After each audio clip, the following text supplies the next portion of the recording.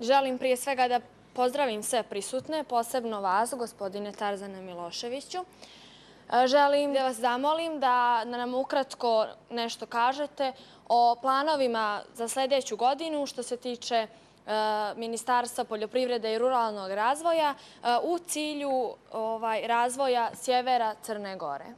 Vi ste ovdje rekli na samom početku da imamo mali broj djece u ruralnim područjima, da djeca tamo dosta teško žive, da nemaju baš uslove kao što imaju djeca u gradu i naša će obaveza biti da pomognemo djeci da mogu da dođu do škole, da pokušamo da poboljšamo njihov standard. Govorimo o ljudima koji žive na selu i koji se bave poljoprivredom i na taj način siguran sam da stvaramo kvalitetne uslove uopšte za život ljudi na tim područjima.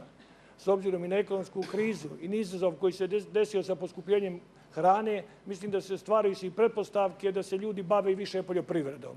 Siguran sam da ćemo u tom pravcu kroz agrobudžet obezbijediti dio sredstava za podršku upravo da ako djeca žive kvalitetnije, samim tim se i roditelji obavezuju da žive na tom području.